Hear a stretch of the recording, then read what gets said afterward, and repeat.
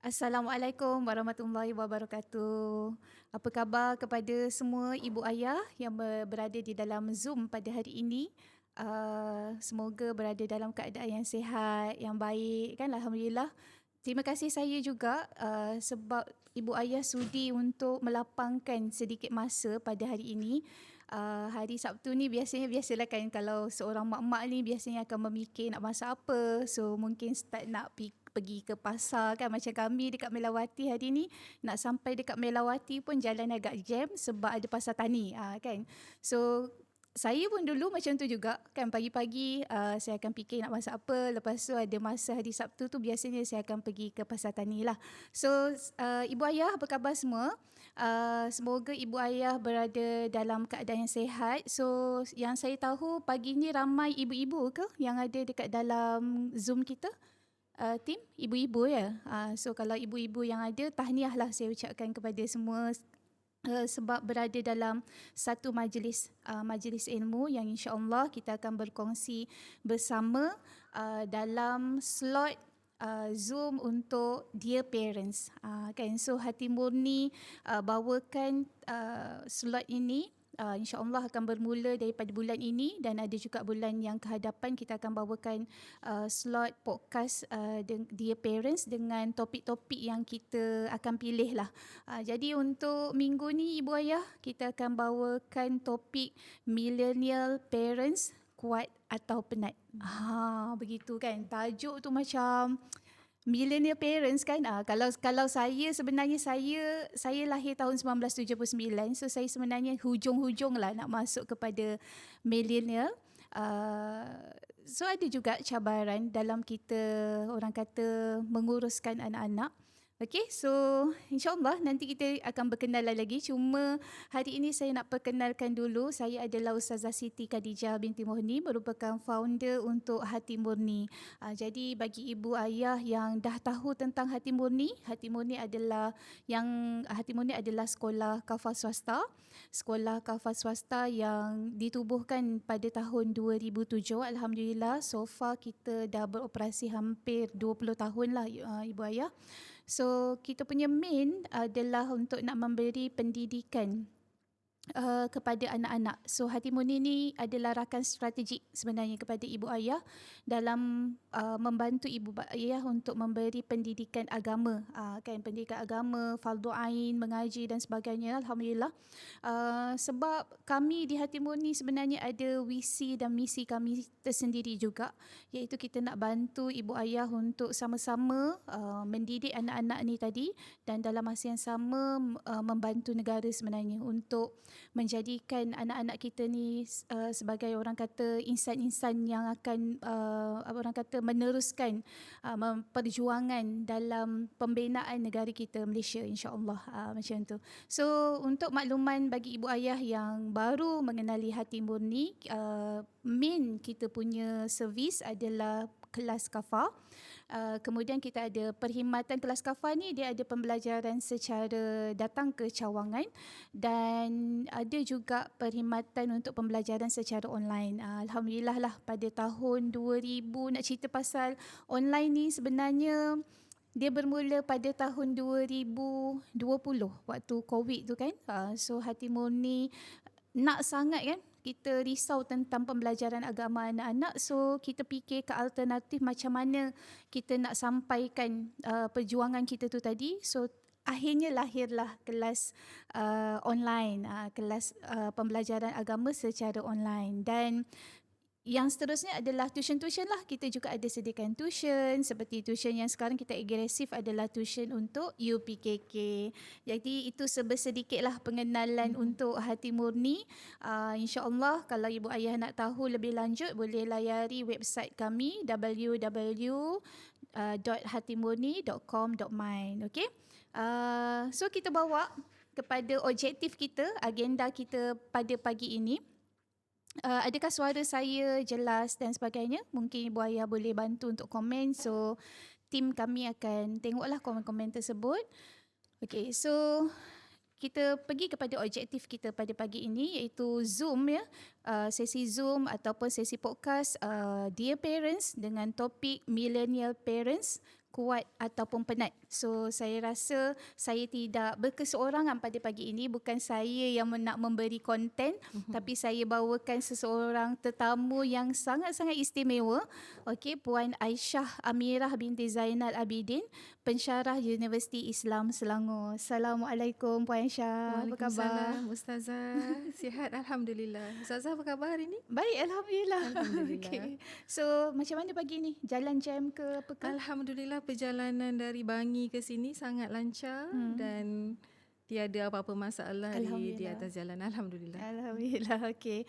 So Puan Aisyah baru first time datang dekat Hatimulia kan? Ya, pertama kali datang ke sini, tapi di kawasan Melawati ni dah beberapa kalilah sebab saya ada juga membuat penyeliaan pelajar di sekolah SK Melawati 2 tak silap saya di sekitar ini. SK Melawati ya? Ya, SK Melawati, pelajar-pelajar praktikum dari UIS tu. Okay. So mungkin Puan Aisyah boleh perkenalkan diri kepada audience kan, macam adakah Puan Aisyah ni parents millennial juga?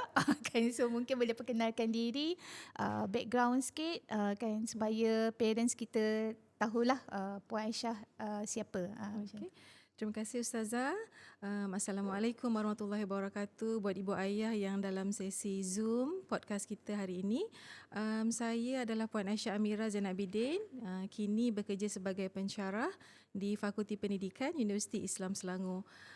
Saya punya latar belakang pendidikan adalah TESOL, Teaching English as a Second Language, dan kini saya mengajar pre-service teacher sebelum mereka keluar dan menjadi guru-guru lah.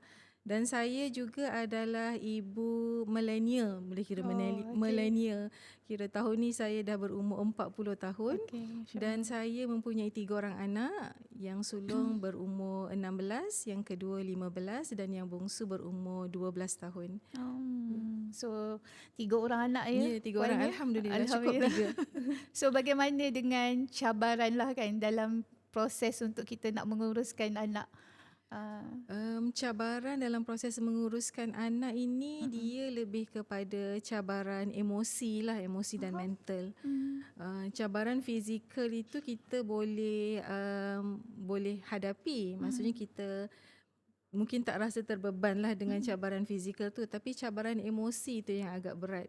Sebab kita perlu memikirkan pasal anak setiap masa, ke mana urusan harian dia, macam mana dia punya pembelajaran dia, dia punya perkembangan emosi dia. So cabaran tu banyak dari segi emosi dan mental lah saya kira buat masa ini. Faham. Adakah disebabkan oleh cabaran emosi itu tadi, disebabkan oleh ibu-ibu sekarang ni banyak bekerja? Itu satu, maksudnya ibu bekerja dia perlu meletakkan fokus minda tu kepada kerja dalam tempoh bekerja. Tapi cabaran lain juga saya rasa untuk ibu ayah millennials ni adalah lambakan maklumat. Maksud saya akses kepada maklumat berkenaan parenting itu kini terlalu banyak. Jadi bila lambakan maklumat itu, kita sebagai parents mungkin akan overthinking lah. Maksudnya kita nak yang terbaik untuk anak kita. Kita nak anak kita boleh berbuat ini, berbuat itu, dan kita pun nak buat yang terbaik untuk anak. Tapi bila banyak sangat pilihan, banyak sangat maklumat, kita jadi overthinking dan kita mungkin tak boleh nak buat keputusan pun. Faham. So maksudnya dekat sini boleh tak kalau saya istilahkan sebagai kita sebagai parents ni terkadang terlalu nak jadi perfect punya parents. Ya, saya setujulah dengan Ustazah tu. Maksudnya kita sebagai parents ni, kita mungkin ada sindrom perfect parent. Kita nak orang lihat kita di luar sebagai ibu ayah yang sempurna. Sempurna dari segi keupayaan kita untuk mendidik anak kita dan kecemerlangan anak kita dan kecemerlangan keluarga kita secara umum lah. Kita nak orang lihat di luar itu macam, oh ini keluarga yang perfect, bahagia, anak-anak sempurna. Jadi tekanan itu menjadi cabaran lah kepada ibu ayah, saya rasa itu yang utamanya. Faham. So dekat dalam proses tu lah yang saya tengok kan macam dia tak tahulah sama ada words tentang perfect parents ni adakah itu menjadi boleh dikatakan sebagai satu penyakit atau macam mana kan. So mungkin Puan Aisyah boleh beri sikit pandangan lah kan.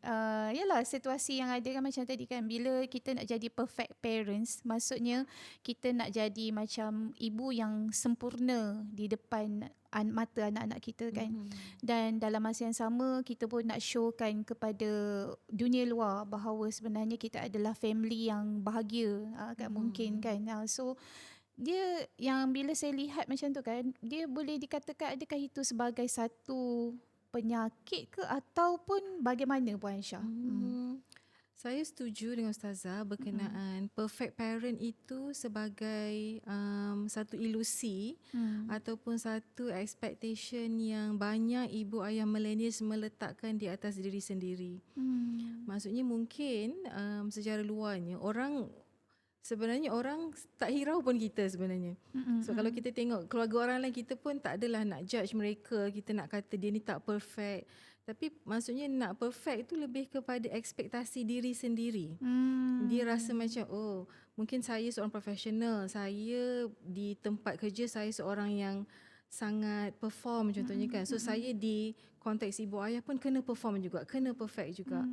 Tapi kita lupa yang memang tak adalah perfect parents tu kan. Betul. Jadi maksudnya mungkin perfect itu adalah ekspektasi sendiri terhadap ibu ayah yang kita letak sendiri kepada diri kita. Dan benda tu memakan dirilah. Dan mungkin kita, Ustazah kata tadi, ibu ayah tu nak, macam ibu tu nak dilihat sebagai perfect di mata anak-anak.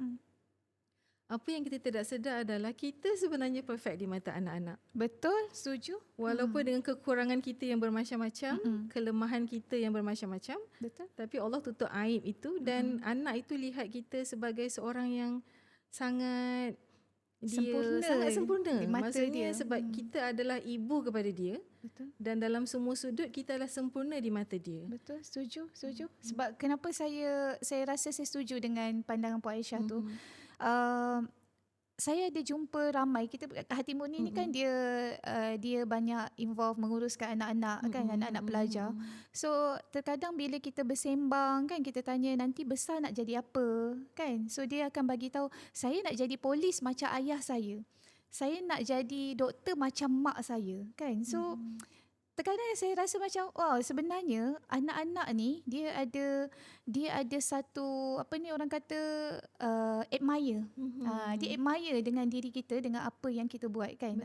Itu yang terkadang macam adakah adil untuk kita nak jadi parents yang sempurna kan, ataupun sebenarnya jadi macam diri kita sendiri kan. So apa yang kita rasa betul nak buat apa semua kan, dan kita akan buat lah. So kalau macam Puan Aisyah sendiri nak menguruskan 3 orang anak lah, yalah daripada fasa dia kecil, umur yang kecil kan, sekarang dah umur 16 tahun kan, menuju ke fasa yang lain. Bagaimana cara Puan Aisyah untuk nak mengimbangkan antara tadilah nak jadi perfect parents ataupun sebenarnya kita nak jadi menjalankan tanggungjawab kita as a parents. Saya rasa kitaran hidup sebagai ibu ayah ni dia berfasa. Maksudnya fasa tu bergantung kepada umur anak-anak kita.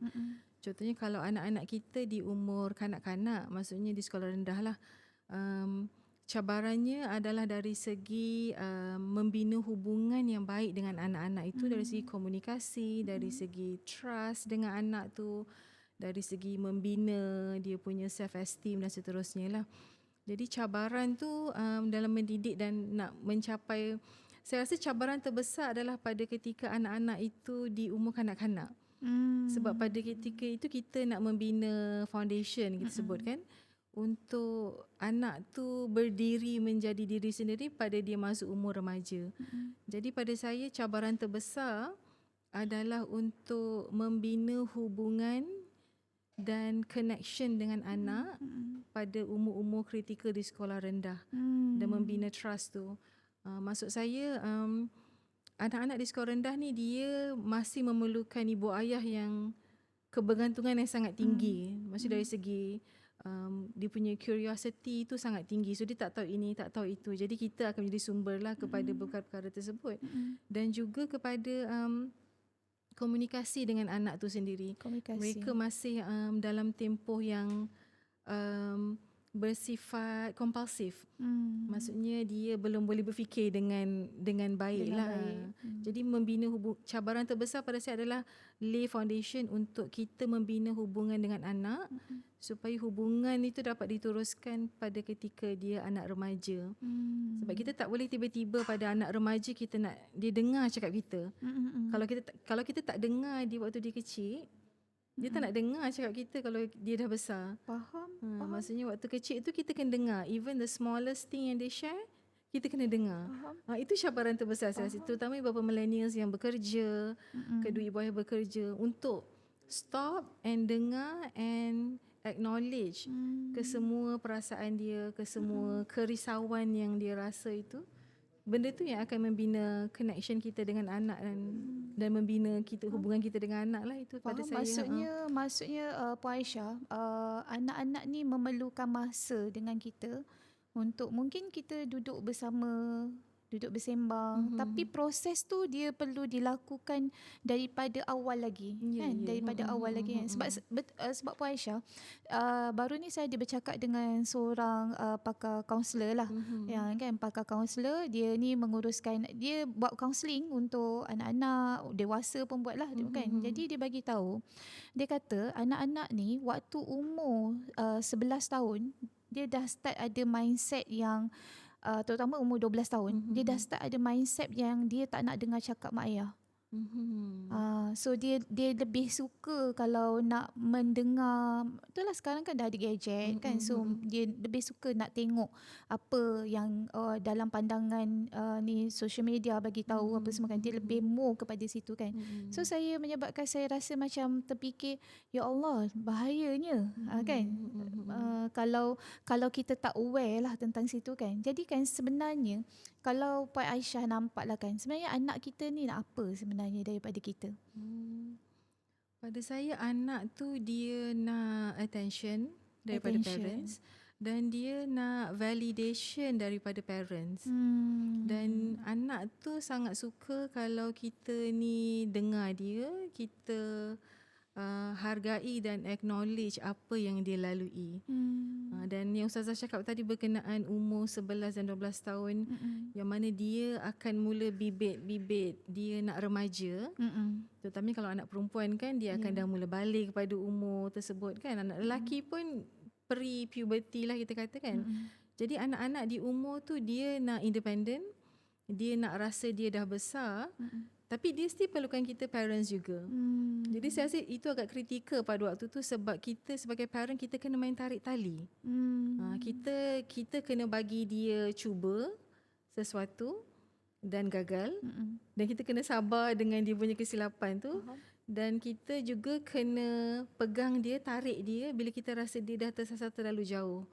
Jadi itu yang agak susah lah untuk kita imbangkan. Sejauh mana kita nak bagi dia cuba dan gagal, sejauh mana kita nak pegang dan jaga dia dan shield dia daripada kesusahan-kesusahan yang kita tahu benda tu, sebab kita dah dewasa kan, kita dah tahu benda ni sebenarnya tak elok, tapi dia nak juga kita bagi dia buat.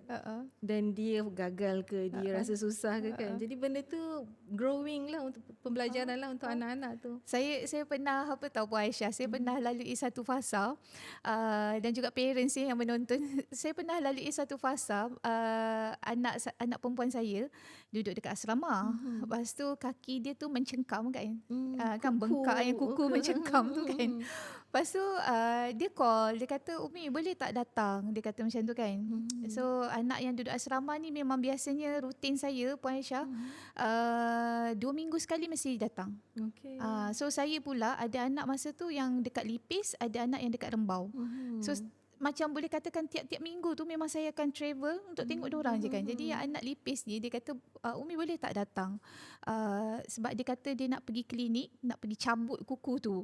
So saya cakap dengan dia, kita panggil dia Dedik walaupun dia anak nombor 3 kan. So Dedik tahu tak sebenarnya Umi pernah kena ni, pernah kena cengkam ni, dan sebenarnya penyelesaian untuk cabut kuku tu bukan penyelesaian. Saya cakap kita boleh potong je, potong, dan bila potong bersihkan kaki tu, kuman tak ada apa semua, dia akan back to normal. Tetapi kan sebab tadilah anak yang tengah fasa nak menuju ke arah tu kan. So dia bagi tahu tak, Dedik nak pergi klinik juga, nak cabut juga kuku. So pendekatan yang saya buat apa tahu Puan Aisyah? Saya kata okey, fine, Umi datang. Jadi kita pun terpaksalah keluarkan satu kos. Bukan kos yang murah tau Puan Aisyah, nak cabut kuku ni. Yang tu kan lebih kurang dekat RM300 juga. Lepas tu saya kata okey, Dedik buatlah, cakap yang tu kan. Lepas tu dia bayar. Lepas tu buatlah. Seminggu lah dapat MC sebab tak boleh berjalan kan. Lepas tu along the way kita shotkan story. Kuku dia pun dah tumbuh apa semua. Tak silap tahun depannya tu jadi lagi. Lepas tu kan saya cakap nak pergi klinik lagi ke nak cabut ke? Lepas tu dia cakap tak nak lah, dia kata. So daripada sebab dia kata sakit. Lepas tu dia macam daripada proses tu kan saya belajar macam sebenarnya anak ni terkadang dia nakkan juga pengalaman tu. Dia nak rasa, dia macam mungkin dia tak percaya dengan apa yang kita cakap kan, tapi bila dia dah lalui tu baru dia akan faham betul apa yang mak aku cakap. Macam tu kan. So ibu ayah, ada ke soalan-soalan yang nak ditanyakan pada Puan Aisyah? Kalau tak ada, kita teruskan dengan slot soalan yang seterusnya. Kalau ada, admin tolong bantu Sar Siti. Mana-mana parents yang nak bertanya soalan, boleh bertanyalah. Okay. Jadi, ada admin? Tak ada? Ada soalan? Ada. Okay. Apa dia soalannya? Okay. Kita bagi masa untuk admin kita ni. Anak Puan Aisyah, berapa orang lelaki, berapa orang perempuan? Seorang saja lelaki, anak yang tengah. Tapi saya mungkin nak sambung sikit yang Ustazah cakap berkenaan anak dia nak belajar daripada pengalaman kan. Boleh? Saya rasa itu memang ikut personality anak juga. Ada anak yang, kalau saya dengan suami kita panggil dia suka learn the hard way lah. Macam tu. Ada anak tu dia jenis yang menurut kata. Tapi ada anak ni dia, selagi dia tak lalui sendiri, dia susah nak percaya yang bukanlah nak percaya kita cakap, tapi dia nak lalu benda tu sendiri. Tapi maksudnya kita kena bagi, tapi dalam lingkungan yang selamat lah. Maksudnya apa-apa yang dia nak lalu sendiri tu, selagi mana ia selamat, Betul. kita bagilah. Tapi kan Puan, sebab bosi tu pun sebenarnya ada banyak tau. Ada terkadang setengah parents yang kita bersembang lah kan. Bukan parents hati murni lah. Ini parents luar, kawan-kawan saya kan. Dia kata, tak apa je Ustazah, bagi je dia lalui proses tu. Biar dia dapat pengalaman tersebut. Kan. So ada yang macam tu. Ada pula yang parents kata kena guide dia, kena ni kan. Jadi kan kita pun terkadang confused lah kat mana yang ni kan. Sebab saya cerita juga dengan tim tadi. Saya kata dulu waktu saya kecil-kecil Puan Aisyah, bila style mak kita ni marah, style macam ni tau. Bila kita nak panjat tu dia cakap, panjat. Kan macam tu kan. So bila mak kita cakap macam tu, kita dah aware tau bahawa mak kita ni sebenarnya melarang kita.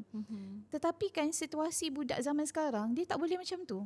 Dia rasa benda tu macam satu dorongan ke ataupun satu cabaran ke kan. Sebab saya pernah lalui juga fasa untuk anak saya kan, anak perempuan umur 9 tahun waktu tu. Waktu tu saya kata dengan dia, kakak pergi kemas bilik. Kalau tak, Umi cubit nanti. Macam tu kan. Lepas tu, dalam masa 5 minit kan, dia ni tengah tidur tau. So kita kejut dia kan. Kakak kemas bilik ni semua kan. Lepas tu, tak sampai 5 minit dia datang balik. Dia bagi tahu apa tau Puan Aisyah? Umi, tak apalah, Umi cubit je lah. So kita pun macam, alamak, apa kita nak jawab kan? Okay, so kita tengok soalan. Okay, anak memberontak, bagaimana nak atasi Puan Aisyah? Macam mana Puan Aisyah? Anak memberontak ni pada saya, dia adalah reaksi kepada sesuatu. Maksudnya dia ada satu perasaan dalaman yang dia nak tunjuk kepada mak ayah tu. Tapi dia tak tahu nak cakap macam mana. Jadi benda tu terzahir dari segi sikap. Okay. Kita kan tengok memberontak tu mana dia punya punca dia. Adakah sebab dia tak dapat sesuatu, dia tak puas hati dengan mak ayah, ataupun dia tengah stres, ataupun apa-apa perasaan yang dia ada lah. So memberontak itu sendiri bukan satu sikap lah. Maksudnya itu adalah simptom kepada perkara lain yang lebih besar. Faham. Kadang-kadang anak memberontak sebab kita tak faham apa dia nak sebenarnya. So dia memberontakkan kita. So memberontak tu menunjukkan yang I need help. I need you to understand me. Maksudnya I'm suffering from something lah contohnya kan. Jadi memberontak tu adalah satu reaksi kepada apa yang dia rasa mungkin. So bila anak memberontak tu, dia dalam keadaan distress, dia dalam keadaan stres. Maksudnya dia dalam keadaan berkecamuk ke, mungkin berkisar dengan kawan-kawan, mungkin berkisar dengan cikgu ke, atau mungkin berkisar dengan kita sendirilah yang kita tak tahu kan.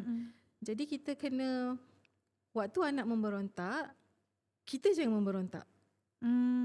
Maksudnya bila anak tengah stres, kita jangan add on stres dalam situasi yang tengah hangat itu. Faham. Bila anak memberontak, dia perlukan kita untuk jadi satu figure yang calm. Dan bersedia menerima pemberontakan dia itu. Faham. Dan bila dia nampak kita calm, baru kita boleh address isu di sebalik anak memberontak tu. So waktu kita nak address isu tu kan doktor pula puan, macam mana caranya? Adakah kita nak bagi tahu sebenarnya apa yang adik nak ni tak okey?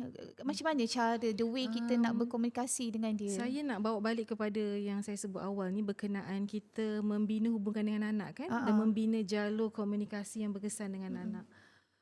First kita kena acknowledge dia punya perasaan pada ketika itu. So di sinilah saya rasa teknik komunikasi parenting tu sangat penting, dan benda tu kita kena bina pelan-pelan supaya anak tu ada alat untuk berkomunikasi dengan kita. Sebab memberontak tu adalah cara dia berkomunikasi dengan kita. Dia tak ada perkataan nak sebut apa dia rasa. So memberontak tu adalah cara dia. So contohnya macam kita bila anak memberontak, bila kita dah calm down, bila anak dah calm down, mungkin kita boleh sebut dengan dia.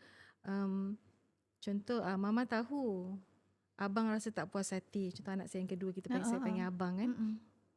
Mama tahu abang rasa tak puas hati sebab abang tak boleh nak buat ini ataupun mama tak bagi buat ini. Lepas tu tanya dia, abang apa abang rasa sekarang ni? So mungkin dia nak kita dengar, dia tak puas hati ni. Lepas tu dia akan cakap lah apa-apa yang dia cakap tu kan. Selalu tak boleh itu, tak boleh nak buat ini, asyik tak kasih je nak itu, nak ini kan. Jadi pada ketika itu dia mungkin dalam keadaan tak rasional. So walaupun kita nak rasionalkan, dia still tak nampak benda tu. So kita kena berkomunikasi dari laras yang dia boleh faham lah. Maksudnya kita kena kita acknowledge apa yang dia rasa pada ketika itu. Sebab dia tengah memberontak. Bila kita memberontak ni, kita dalam keadaan tak puas hati kan. Betul. Kita bukan tiba-tiba nak memberontak. Memberontak tu adalah hasil daripada ketakpuashatian. Dia rasa tak didengari, dia rasa stres, ataupun pada ketika itu dia lapar ke, mungkin kita tak tahulah kan, atau waktu tu dia sedih. So kita kena korek sikit, korek. Lepas kita dah korek itu, baru kita dapat address isu. Memberontak tu bukan satu action yang tersendiri, dia adalah simptom kepada perkara lain yang saya rasa.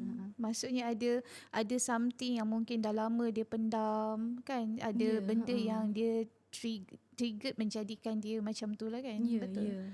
Saya terkadang melihat juga macam contohnya gunung berapi meletus kan.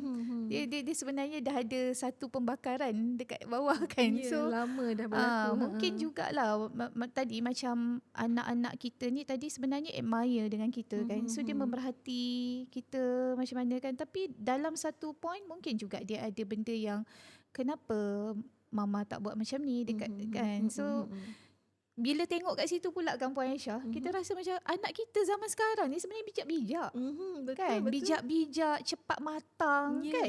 Betul. Kan? So kita macam mana ni kita nak lebih memahami dorang ni lah kan. Macam mana tu? Kita sebagai parents pun kita kena lengkapkan diri kita dengan ilmu parenting semasa jugalah. Dan juga psikologi kanak-kanak yang semasa dan dia punya trend-trend semasa. Dan di situlah saya juga nak sebut yang komunikasi kita dengan anak-anak tu kena terbuka dan memahami.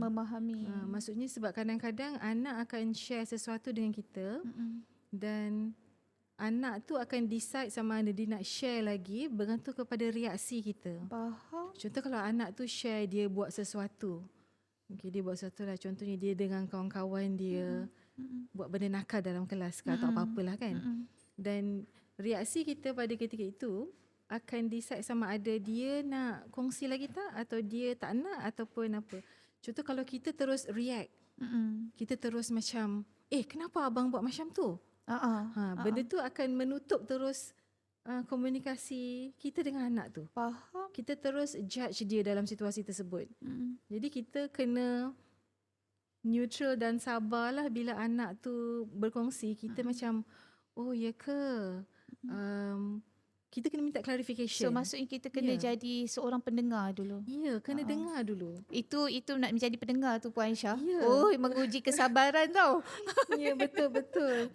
Maksudnya untuk kita pause macam sementara dan dengar keseluruhan dan faham sebelum kita memberi reaksi. Betul. Walaupun saya pernah juga situasi yang anak bercerita sesuatu yang agak mengejutkan lah. Kadang-kadang benda tu berbahaya atau benda tu mungkin tak baik ke kan? Betul. Saya rasa saya menahan diri untuk tak memberi reaksi supaya dia dapat cerita sepenuhnya cerita tersebut. Contohnya kawan-kawan dia buat sesuatu yang tak baik dan dia turut serta ke, kita macam, oh ya ke bang, lepas tu buat apa?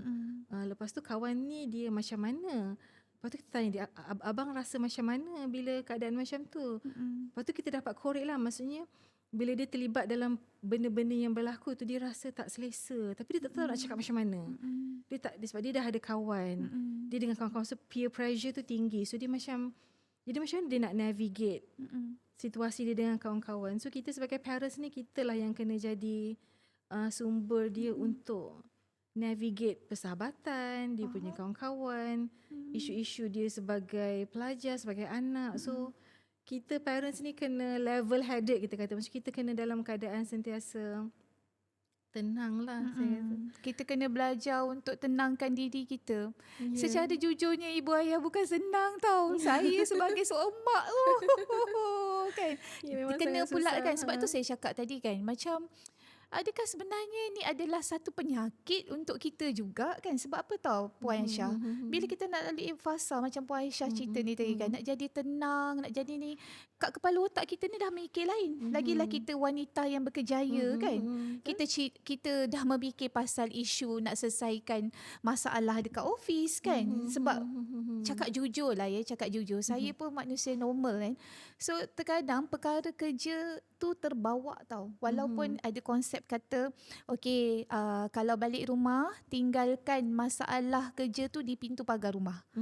Kalau pergi kerja, tinggalkan masalah rumah tu di pintu pagar office.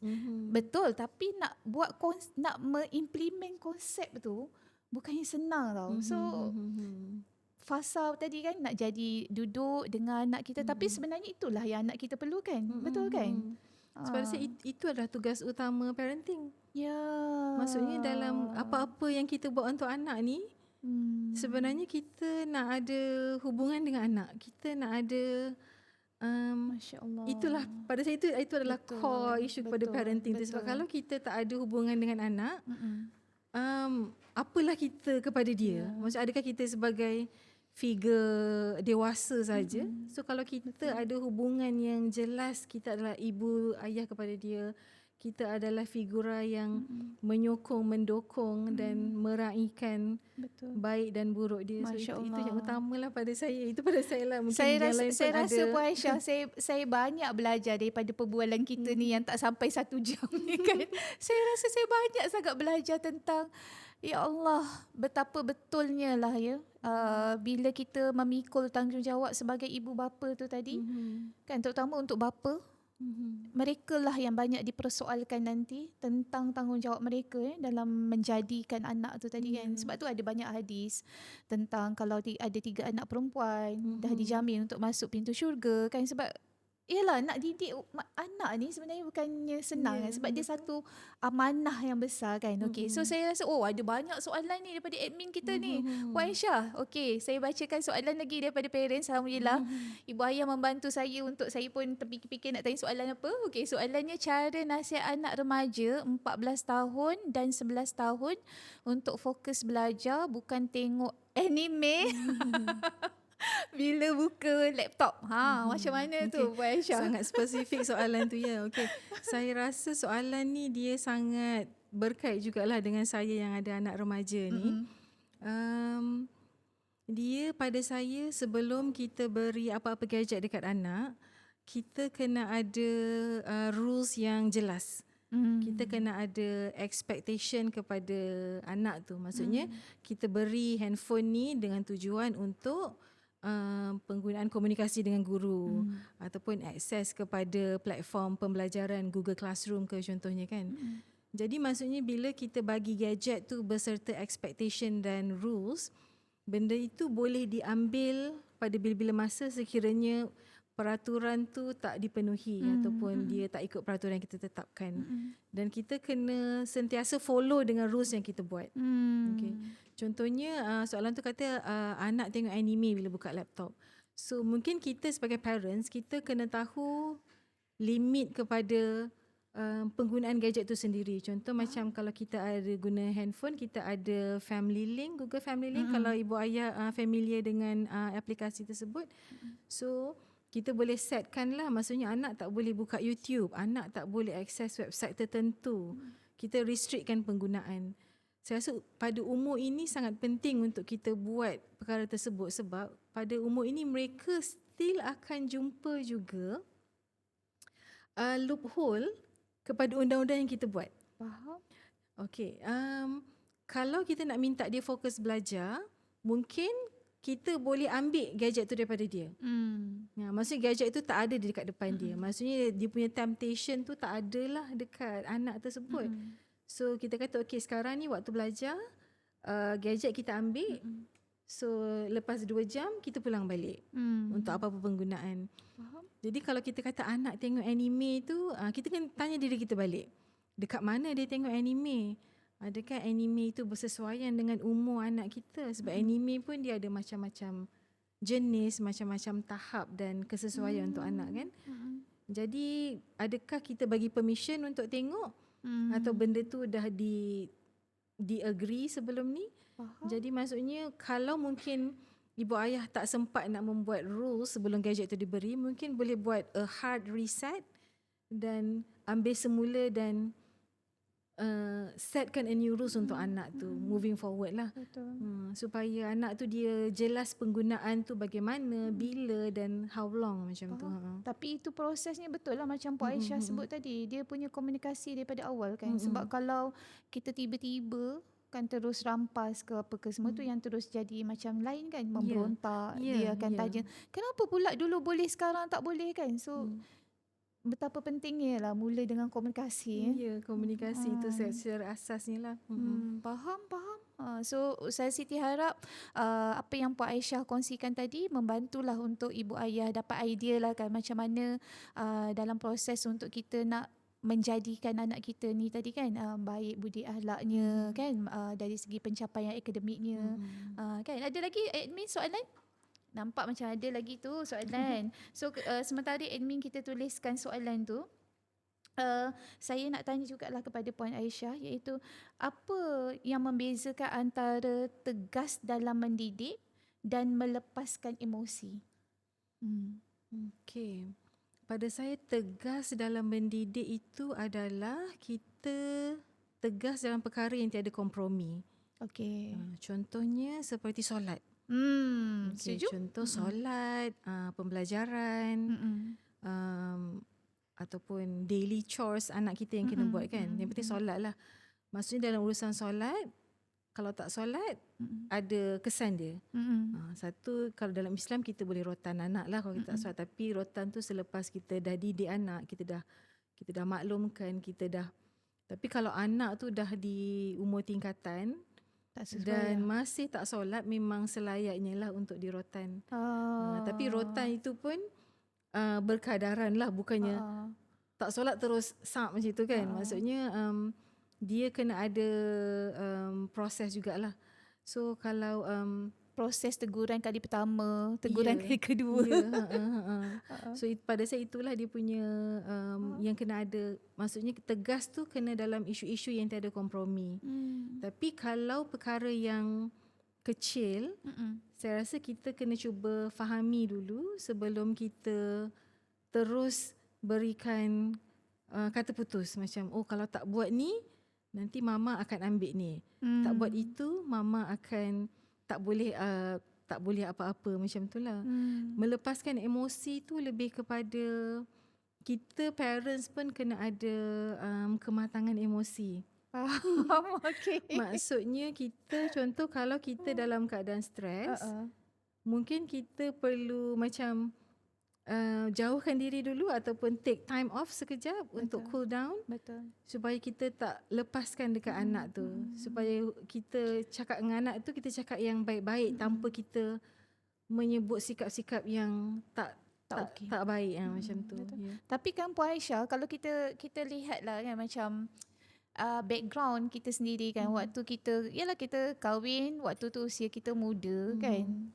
Kita mendidik anak tu, kalau saya lah dulu kan, kahwin umur 23 tahun, lepas tu 24 dah dapat baby.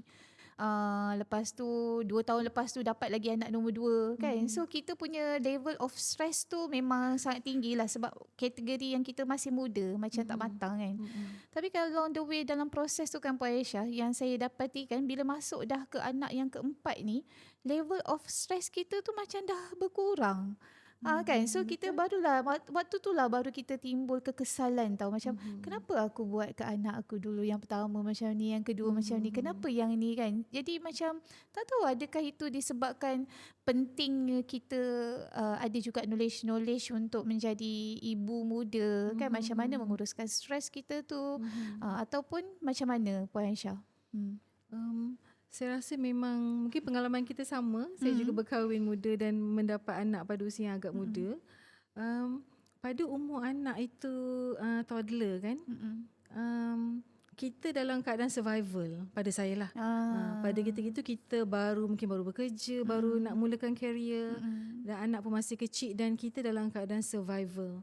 So bila kita dalam keadaan survival, kita hanya boleh fikirkan nak selesaikan hari tersebut saja. Contoh macam kita dah selesaikan anak secara fizikalnya dah dipenuhi, dan kita kena tengok fasa itu dengan empathy.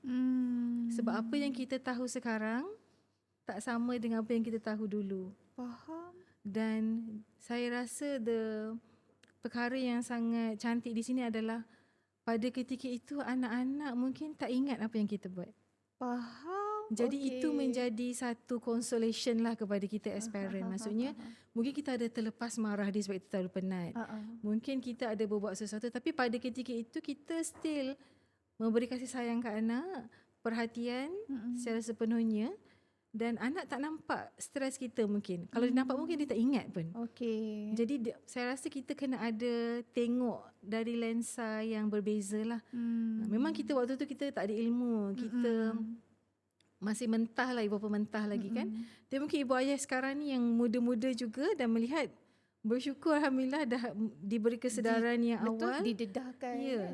Jadi saya rasa kita kena tengok diri kita dahulu tu dengan lensa yang empathy lah. Faham. Dan anak pun akan grow dengan kita juga. So dia pun akan rasa seronok dengan kita. So dia tak selamanya buruk lah saya kata. Okey. So kita bacakan lagi soalan daripada parents. Anak duduk asrama, ibu tak bagi iPad, kemudian memberontak. Adakah sebab jauh dari rumah atau sebab ambil iPad? Ayo. Okey, soalan macam mana dia. Puan Aisyah? So anak duduk di asrama, maksudnya di asrama tak ada iPad. Jadi iPad tu di rumah lah, pada tempoh di rumah. Betul. Satu, dengan perbincangan saya sebelum kita mula podcast ni tadi kan, anak itu dia akan memberontak dengan orang yang dia selesa. Okey. Maksudnya dia tak akan memberontak dengan orang yang dia tak kenal, orang yang dia takut. So satu, kita kena bersyukur anak tu memberontak dengan kita. Dengan kita. Maksudnya dia rasa they are feeling safe enough untuk keluarkan sepenuhnya sikap dia. Okey, jadi kena tengok baliklah dia memberontak sebab tak dapat iPad tu, sebab sebab terlalu lama ke pegang iPad, ataupun dia tak buat tanggungjawab dia sebagai anak dekat rumah, ataupun sebab kat asrama tak dapat, so ini baru first time dia nak guna. So mungkin kena tanya dia, maksudnya kita kata okey, boleh guna iPad tapi selepas selesai kemas bilik, selesai sidai baju contohnya, selesaikan kerja rumah contohnya. So maksudnya again komunikasi dengan Komunikasi. anak tu, ya. Yes. Maksudnya ibu bagi iPad, tapi sebelum nak guna iPad ni kita bagi 2 jam. Betul. Okay, sebelum guna iPad kena selesaikan urusan peribadi. Kemas bilik, sidai baju, vacuum ke dan seterusnya kan. So again memberontak tu sebab apa? Sebab dia rasa tak adil. Adik boleh iPad, kenapa kakak tak boleh iPad? So kita dari situ kita sebagai parent kita tengok balik. Kenapa anak yang kecil dapat iPad? So kita kena selaras lah, kita kena sentiasa kita nak cakap konsisten lah dalam kita meletakkan rules dekat rumah tu. So mungkin dia rasa dia je kena buat ni, dia je tak dapat. So mungkin dia tak puas hati dekat situ. Jadi kita kena tengok, korek balik apa benda. So maksudnya kita kena tengok balik lah apa yang menyebabkan dia tadi memberontak. So caranya adalah melalui komunikasi tadi Ya. melalui komunikasi Sebab memberontak tu dia adalah simptom kepada sesuatu. Dan saya rasa parenting ni dia penat sebab kita nak faham. Okey, contoh soalan ni. Okey, baik. Soalan itu disebutkan dekat asrama ada iPad. Oh, kat rumah tak bagi. Okey, kat rumah tak bagi. Okey, faham. Maksudnya kat sekolah dapat, kat rumah tak bagi. Okey. Ini mungkin berbalik kepada value keluarga tersebut. Maksudnya mungkin boleh sebutkan iPad di sekolah tu fungsinya sebagai alat pembelajaran. Okey. Jadi di rumah alat pembelajaran tersebut tak ada fungsi yang besar lah. Jadi kita tak gunakan. Betul. Atau mungkin boleh tanya anak tu, okey kat rumah nak iPad ni untuk apa? Ya, itu betul juga. Betul juga. Sebab nak belajar ke, nak buka aplikasi Google Classroom ke. So tapi kalau dia kata nak buka Netflix ataupun nak buka, sebab kat sekolah mungkinlah digunakan untuk pembelajaran kan. Tapi mungkin juga ada homework yang dia kena buat dekat rumah dan memerlukan iPad. Last kali kita punya rules tak boleh pakai iPad. So menyebabkan dia rasa macam mana kan. So betul lah, perlu diiringi dengan komunikasi jugalah. Begitu. Okey, so semoga menjawab ya Puan ya soalan yang tadi tu. Boleh get idea macam mana nak menyelesaikan isu yang ada. Okey, soalan seterusnya, anak-anak sebelum tidur selalu minta maaf, janji tak buat lagi, tapi esok diulang balik kesalahan. Apa punca dan apa kaedah yang sesuai? Yang ini Puan Fauzia, Puan Aisyah. Saya teringat anak perempuan saya. Anak perempuan saya ni jenis yang Umi minta maaf tau. Walid minta maaf tau. Dia memang always cakap minta maaf. Walaupun dia tak melakukan apa-apa kesalahan dan sebagainya lah kan. Tapi bila lately ni, bila dia dah dewasa, dia dah jarang dah minta maaf. One day baru-baru ni dia cakap, Yaya sebenarnya dah lama tak minta maaf dengan Umi. So mungkin Puan Aisyah boleh menjawab persoalan daripada parents ni. Okey, anak sebelum tidur selalu minta maaf, janji tak buat lagi. Okey. Tapi esok diulang balik kesalahan yang sama. So kita kena faham anak ni dia dalam tempoh membesar. Okay. Dan dia akan belajar dan dia akan ulang kesalahan yang sama banyak kali. Dan kita sebagai parents kena adjust kita punya expectation kita terhadap anak. Bergantung kepada kesalahan lah. Contoh kesalahan tu kesalahan kecil. Contohnya tak sidai towel selepas mandi contohnya lah kan. Itu saya rasa benda-benda kecil. Contoh dia kata okey esok tak buat dah tapi esok buat lagi. So kita kena faham juga kesalahan tu dia berbentuk apa. Kecil ke besar. Kalau kesalahan kecil dari segi sikap dia yang perlu dibina, kita kena expect anak akan buat lagi kesilapan tu dan kita sebagai parents pun kena buat lagi tanggungjawab sebagai parents untuk teruskan mendidik, teruskan bersabar, teruskan menyuruh dan meminta kan. Jadi maksudnya mungkin kita boleh remind dia esoknya. So sesuai lah kalau macam contohnya malam tu dia minta maaf, dia ulang semalam dia minta maaf, lepas esok dia buat, lepas tu malam tu dia minta maaf. Sesuai lah kalau kita nak cakap sebenarnya tak bagus abang buat macam ni. Semalam ingat tak semalam abang dah minta maaf dengan Umi. Macam tu kan. Sesuai ke kita bercakap? Boleh, saya rasa boleh macam tu kan? Maksudnya dia lebih aware kepada kesalahan yang dia buat. Faham? Kadang-kadang dia minta maaf tu dia tak tahu pun dia buat salah apa. Ataupun esok dia buat lagi tu kadang-kadang kadang-kadang mungkin respon kita terhadap anak tu terlalu umum. Kita marah dia sebab tak buat apa tertentu kan, tapi mungkin anak tak tahu apa ni yang dia tak buat, apa ni yang dia buat. Jadi mungkin kita kena identify lah, maksudnya okey, contoh lepas mandi kena sedia towel, lepas tu kena kemas bilik, kena siapkan katil, semua tu kan. So maksudnya bergantung kepada kesalahan tu sendirilah pada saya. Sebab kita tak boleh nak expect anak kita cakap terus buat. Oh, magic tu memang tak ada tu kan. So kita rasa kita 10 kali cakap, hari ni cakap, esok cakap. Sebab kita kena faham itu adalah manusia, proses manusia. Kita pun nak bina sikap tu berapa lama kita ambil kan, bertahun untuk kita jadi parents.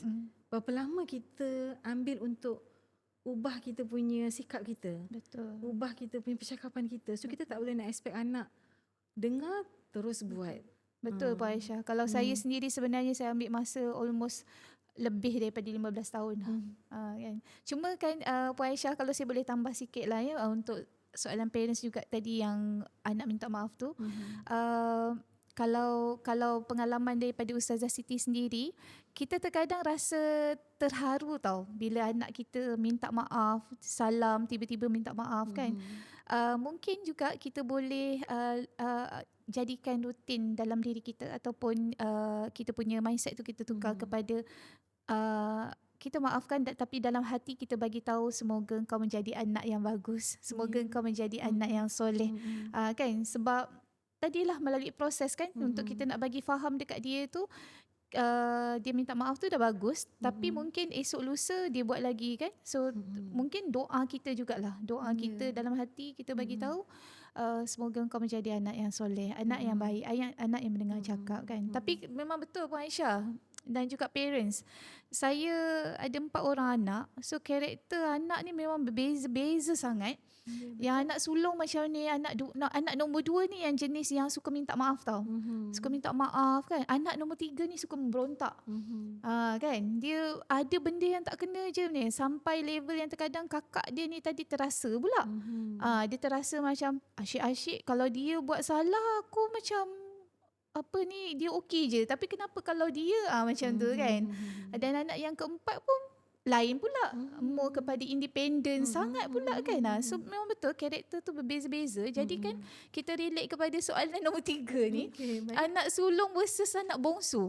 Anak sulung kena mengalah dengan adik-adik. Ada pula situasi parents asyik lebih ke anak sulung, macam dalam drama TV tu. Okay, soalan ni agak sensitif jugalah saya rasa. Dia bergantung kepada jarak umur yang sulung dengan bongsu.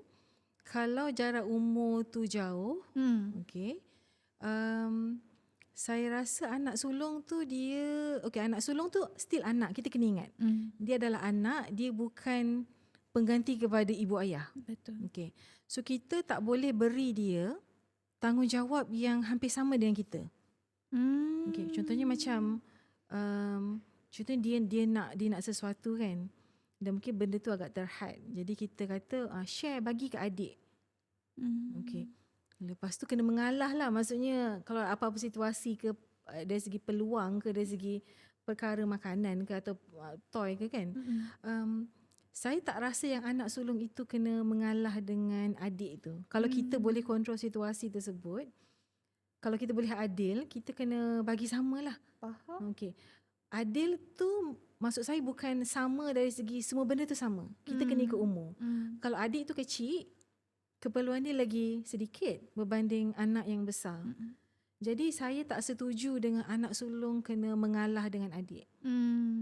Sebab dia akan rasa yang mungkin mak ayah tak sayang dia. Mungkin juga kita akan membina situasi di mana anak bongsu itu akan jadi lebih spoil.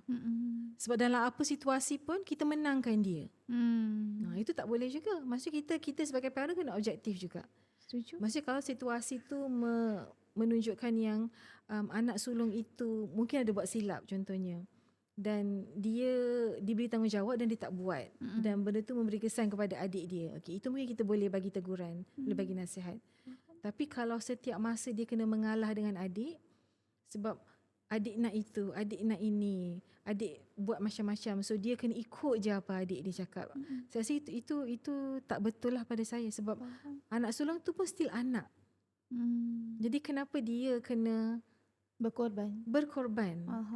Tapi berkadaran lah maksudnya, sebab dia anak sulung masih juga ada tanggungjawab yang dia kena pikul kan. Cuma kalau kita nak ni, mungkin Puan Aisyah kita boleh explain kot.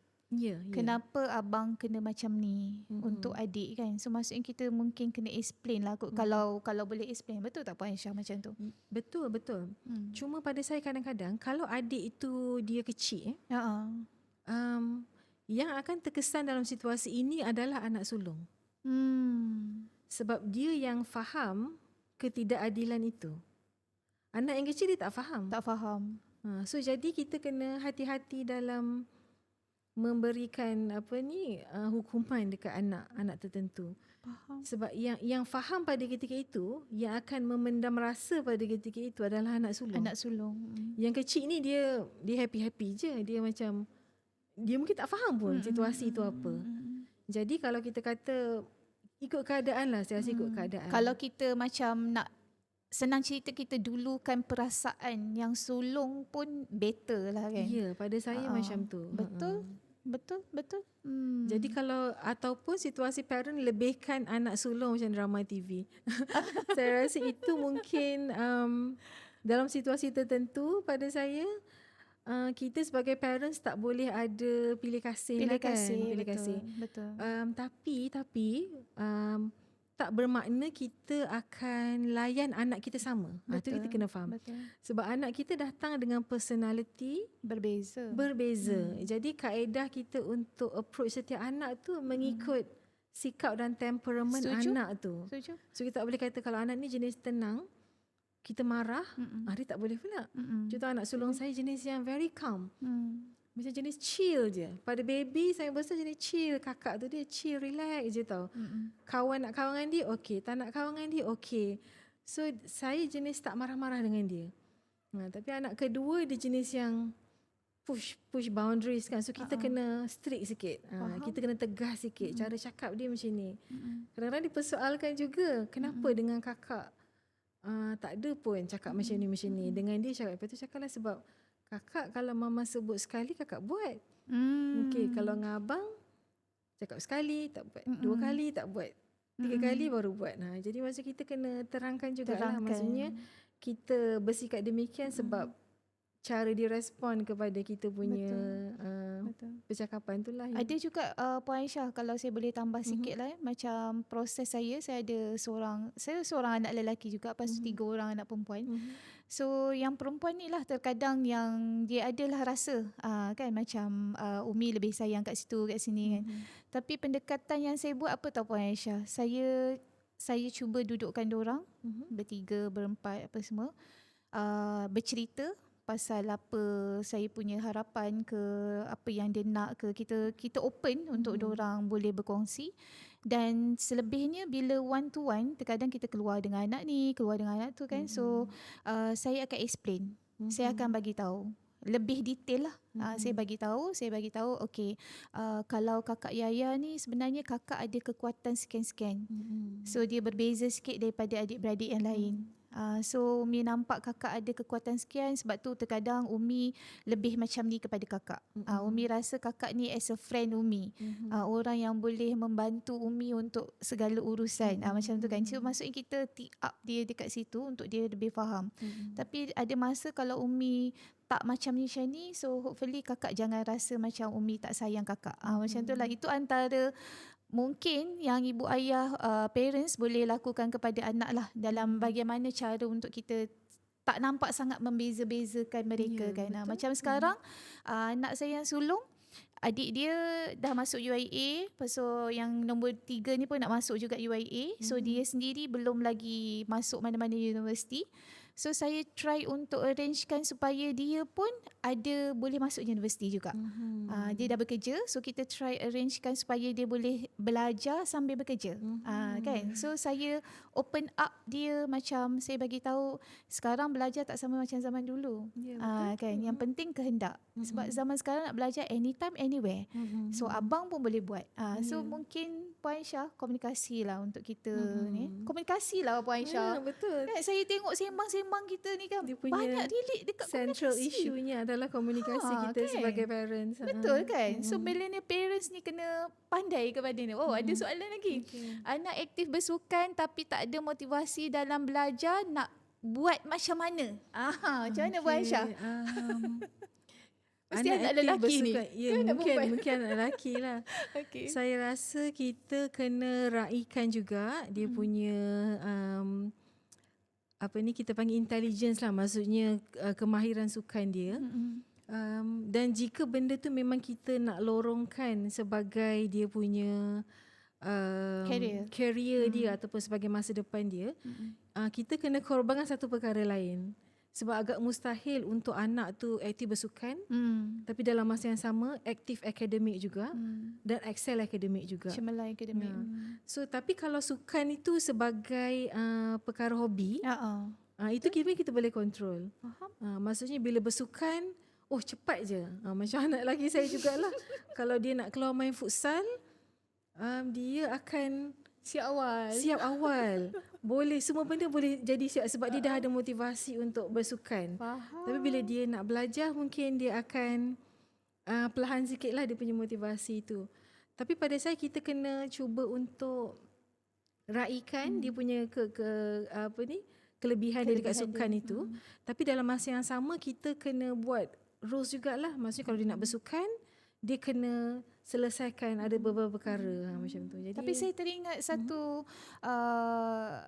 Dr. Azizah Osman, mentor saya.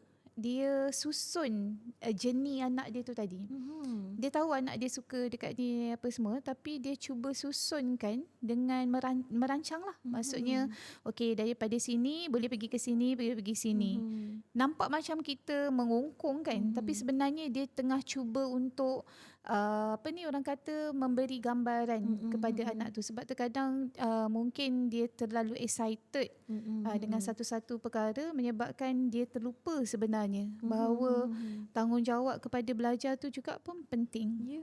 Kan? So kita as parents, saya rasa mungkin boleh cuba untuk kita nampakkan, okay, then kalau abang study, so maksudnya bidang kesukanan pun boleh je untuk abang nak cemerlang macam tu kan. So mungkin cara kita nak menyampaikan tu Puan Aisyah kan. Tapi betul, saya suka yang Ustazah cakap tu berkenaan kita bagi dia gambaran macam big picture lah. Maksudnya kalau nak masuk sukan, ini dia punya expectationnya, kena betul-betul perform, kena masuk pertandingan. Adakah dia mampu nak lalui ke semua itu kan, ataupun benda tu sekadar hobi. Betul. Sebab Puan Aisyah macam yang saya tengok lah ya, anak perempuan saya tu, saya memang nampak kecenderungan dia waktu dia tingkatan 1 sampai tingkatan 5 tu, dia memang terutama dah tingkatan 5 lah. Dia memang more suka kepada bahagian account. So dia ni kategori yang pandai mengurus duit lah. Ke dalam anak ni dia yang banyak menyimpan duit, perbelanjaan dia rekod. Dia memang dah ada karakter tu. Jadi kan saya sebagai parents masa tu saya berdoa lah semoga dia waktu dia memilih universiti tu, saya berdoa semoga dia dapat yang bahagian account. So betul lah dapat account dekat UIA, alhamdulillah. Tapi kan ada satu fasa tu dia macam down. Lepas tu dia start menyalahkan lah. Dia kata, ni semua Umi lah punya ni. Dah cakap dah, tak nak dah ambil account ni semua kan. Waktu tu exam kan, dia stress kan. So waktu tu, jangan tiru saya lah Puan Aisyah. Waktu tu saya bertegas sikit lah. Saya cakap kan, kenapa kakak mesti nak cakap macam tu? Kakak ni Tuhan ke? Kakak tahu ke waktu masa depan kakak ni macam mana apa semua kan? Kenapa mesti nak give up sekarang? Saya bebel sikit lah macam tu. Tapi ialah sebab dia dah besar kan. Umur dah 18 tahun, 19 macam tu. Dah boleh fikir. So waktu tu dia macam diam aja kan. Tapi sebab saya mengenal karakter dia Puan Aisyah. Karakter dia memang waktu dia stress dia akan macam tu. Tapi sebenarnya dia boleh buat. Betul lah, habis exam, result subjek yang dia rasa susah tu, yang itu dapat okey. Bukannya gagal. Lepas tu dia datang cakap kan, dia kata Umi dah dapat sekian macam tu kan. Waktu tu saya relate balik. Saya cakap, kakak tengoklah, kalau kakak give up daripada hari itu, dia tak akan dalam proses yang sekarang, cakap macam tu kan. Itulah cara kan. Dia peringkat membesarkan anak ni Puan Aisyah sebenarnya kecil lain, kan remaja lain, nanti peringkat yang dewasa tu pun lain. Kan saya pernah dengar sekali orang bagi tahu apa tahu. Dia kata dia dengar babylan mak dia ni daripada kecil sampailah dia besar, sampai dia tak dengar bila mak dia dah meninggal. Oh, so touching kan, cakap kan, ya Allah betapa tanggungjawab kita ni kan untuk nak mendidik ni kan. Okey, so kita masuk kepada soalan lagi. Bagaimana kawal dengan siapa anak kita berkawan? Ia tidak semudah kita nasihat mereka untuk pilih kawan dengan yang baik-baik saja atau ada geng baik je. Macam mana Puan Aisyah? Dia bergantung kepada sikap anak kita itu sendiri juga. Faham? Ada anak ni dia jenis social butterfly. Maksudnya dia boleh masuk dengan siapa-siapa je.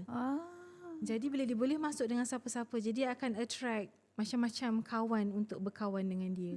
Dan kalau anak ini dia yang menjadi seorang yang decide dia punya culture dalam kawan tu, dialah boleh membawa kebaikan kepada kelompok kawan tu lah. Tapi kalau anak kita ni jenis yang mengikut, jenis yang peer pressure agak tinggi, saya rasa kita kena bantu untuk dia pilih kawan, dan kita kena selalu borak dengan dia. Contoh kita kena tanya dia macam mana kawan dengan sekian-sekian tu kan, okey ke?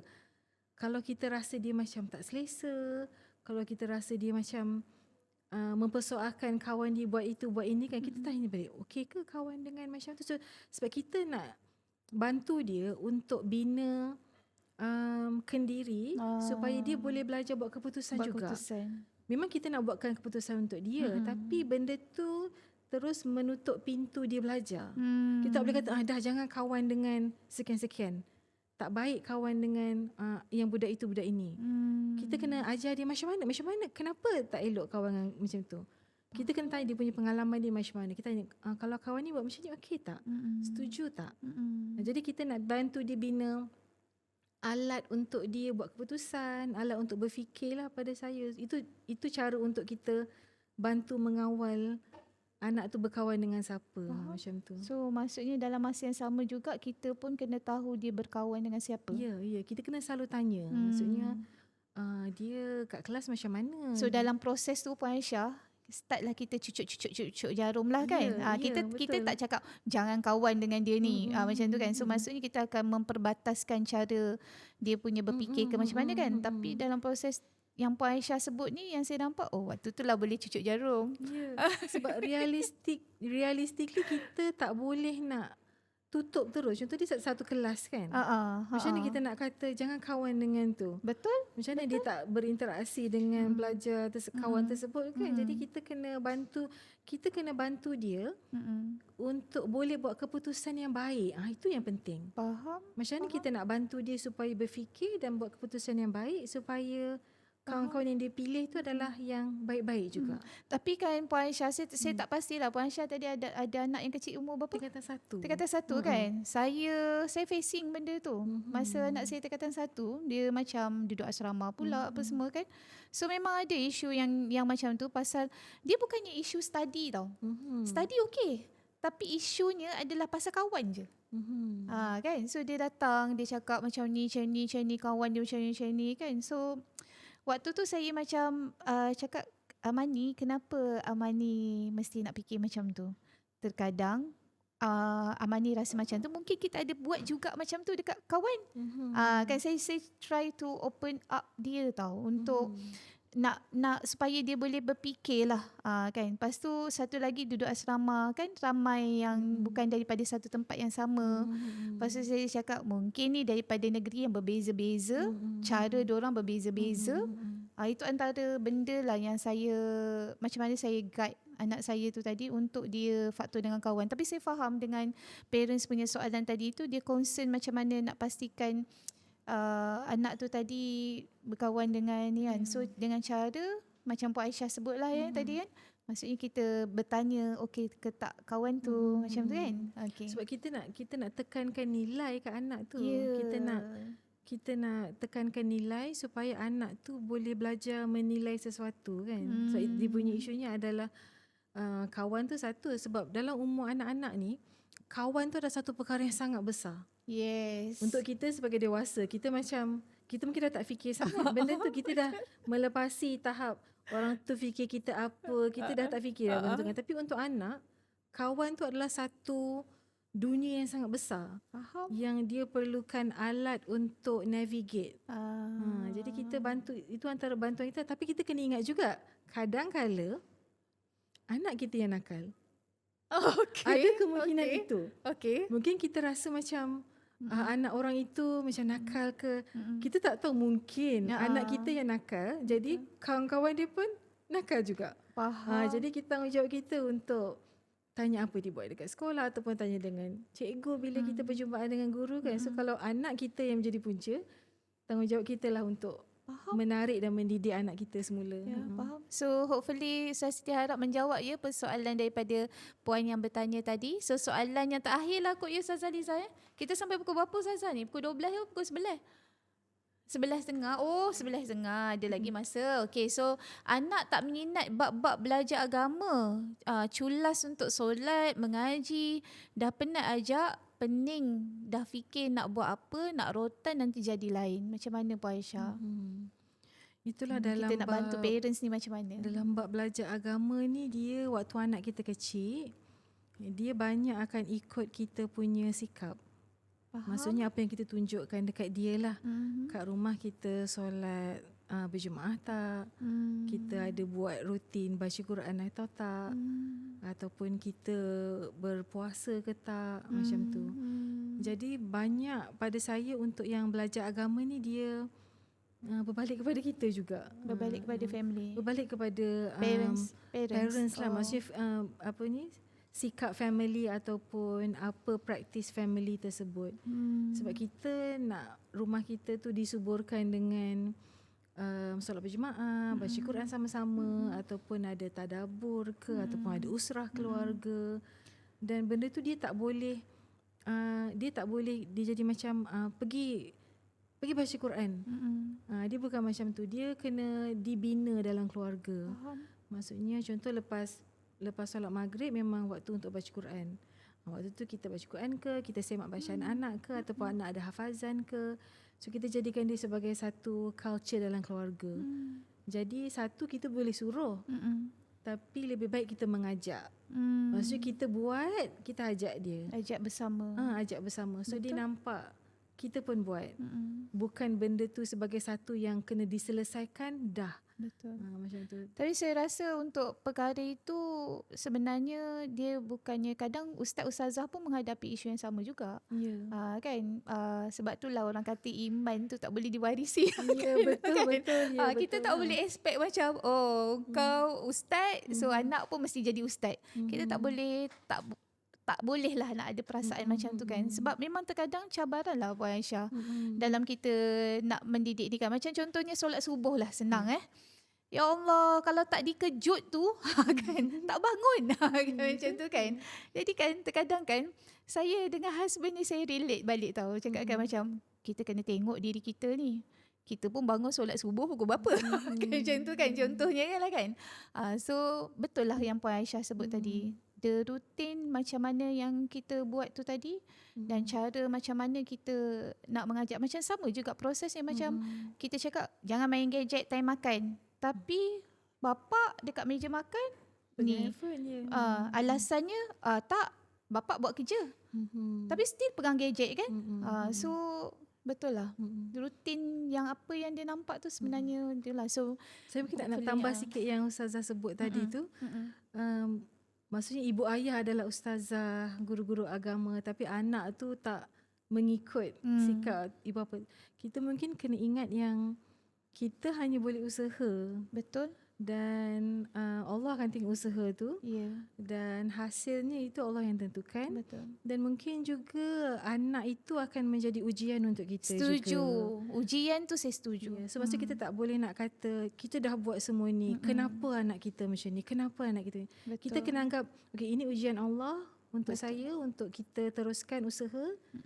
Tak putus asa, sebab ini bahagian kita contohnya Betul, lah kan. Jadi betul. kita usaha-usaha dan doa. Kalau Allah still nak uji, kita kena terima jugalah, sebab Betul. dalam Nabi-Nabi kita pun diuji dengan isteri, dengan Isteri, anak. So dengan kita anak, tak boleh betul. kata, oh dah buat ni, kenapa Allah bagi anak kita macam kita tak boleh persoalkan lah. Kita usaha sebaik mungkin dan kita serahkan dekat Allah dia punya Setuju. hasilnya. Setuju? Saya setuju yang tu. Mm-mm. Sebab itulah kita pun sebenarnya kena perbanyakkan doa jugalah untuk anak-anak kita ni kan. Doa yang khusus lah sebenarnya. Sebut nama. Ada juga orang bagi petua dekat saya kan. Dia kata bacakan Al-Fatihah kepada roh anak tu. Kalau macam susah nak mendengar kata, dia kata bacakan Al-Fatihah, niatkan untuk roh arwah pula untuk anak tu, minta maaf banyak. Dah tersasul kan. Lepas tu dalam masa jadi apa pula kan dah nak habis waktu. Belum lagi. Kan. So doa, sebab kalau macam ibu lagi lah, doanya tu tak ada hijab kan. Sebab tu terkadang wording-wording yang keluar daripada mulut seorang ibu tu pun kena hati-hati kan. Saya kategori orang kenal saya sebagai ustazah Puan Aisyah kan. So maksudnya terkadang ada je time kita marah-marah tu terkeluar je kan ayat-ayat ni kan. Tapi bila teringat balik kan terus macam, ya Allah ya Tuhan, kau ampuni aku ya Allah, tarik balik apa yang aku cakap kan. So nak kita fahamlah bahawa betapa pentingnya doa tu tadilah. Okay, so ada lagi soalan admin? Tak ada dah habis dah. Jadi terima kasih kepada ibu ayah yang berada di sesi ini. Ibu ayah boleh juga komen untuk next topik nak bawa tajuk apa. Sebab kalau ikut perancangan Hati Murni, podcast Dear Parents ini akan diadakan setiap bulan daripada bulan ini. Bulan depan pun ada lagi. So boleh bagi cadangan kepada Hati Murni nak topik apa, nak bawakan siapa. Kan, sebab kita memang nak bawakan topik-topik yang relate kepada parenting lah. Sebab saya tengok Puan Aisyah, alhamdulillah, ibu ayah kita yang berada dalam Zoom ni sangat aktif untuk nak bertanya soalan. Maksudnya mereka menghadapi juga sesuatu dan mungkin konten-konten yang kita berikan ni sedikit sebanyak boleh memberi idea macam mana nak menyelesaikan ataupun macam mana nak mengatasi sesuatu perkara tu tadi kan. Okey. Jadi terima kasih saya juga kepada Puan Aisyah sebab bersama dengan Ustaz Siti pada pagi ini. Terima kasih Pagi Hati Sabtu Murni atas jemputan. sama Alhamdulillah. terpaksa tinggalkan anak kan untuk sementara. Dan jangan lupa untuk ibu ayah yang berada di Zoom untuk join Telegram Hati Murni, Community Hati Murni. Tajuk dia apa? Telegram Hati Murni Community. InsyaAllah ada banyak sangat poster-poster, maklumat-maklumat yang kita akan kongsikan. Yang terkadang banyak program yang percuma-percuma yang kita akan masukkan dekat dalam tu. Baik kelas, baik untuk program-program ke, yang kita akan masukkan dekat dalam tu lah. Jadi insyaAllah semoga grup Telegram Hati Murni Community tu tadi boleh memberi manfaat jugalah kepada ibu ayah. So untuk akhirnya daripada Ustaz Siti, Ustaz Siti nak buat satu pengumuman lah Puan Aisyah, iaitu insya-Allah kita akan launchkan pendaftaran untuk tahun 2027 pada awal Jun ini. So macam mana nak tahu detail, boleh follow kami punya social media kami ataupun pergi ke website kami. Dan ada juga poster yang di-appearkan dekat dalam grup Zoom tu tadi. So kalau nak tahu lebih lanjut tentang pendaftaran 2027, boleh terus contact admin kami lah Puan Aisyah. Macam tu. Masya Allah, dah bersedia untuk next year. Betul. Dan prosesnya tu. Masya Allah. Sebab Puan Aisyah sekolah bulan 1 nak buka. So sekarang dah nak masuk bulan 6 kan. So kita nak prepare macam-macam preparation lah. Gerak dari kerja segi, tu gerak kerja, tempat kelas apa semua kan. Jadi biasanya kita buka pendaftaran awal supaya kita tahu dan kita boleh bersedia awal. So kita boleh beri servis kita tu tadi dalam keadaan yang kita dah ready. Bukannya last minute. Macam tu lah. Saya wish all the best lah untuk Hati Murni, untuk intake seterusnya, dan boleh. moga terus mendidik anak-anak dan memberi bantuan. Mungkin Puan Aisyah nak buat satu kesimpulan daripada tajuk kita ni. millennial parents kuat ataupun penat? Okey, kesimpulan saya millennial parents kena kuat walaupun penat, teruskan usaha, teruskan mendidik anak tanpa jemu, dan teruskan mendidik dengan sabar dan bina komunikasi dengan anak supaya kita dapat menjadi parents yang terbaik untuk Ya, anak kita. insyaAllah. Itu saja. Terima Baik, kasih. terima kasih Puan Aisyah dan terima kasih kepada Ibu Ayah. Minta maaf daripada saya andai ada terkasar bahasa, mungkin penggunaan bahasa yang tak sesuai, mengguris hati, saya mohon maaf. InsyaAllah ada peluang kita berjumpa lagi dalam sesi podcast bulan hadapan insyaAllah. Assalamualaikum.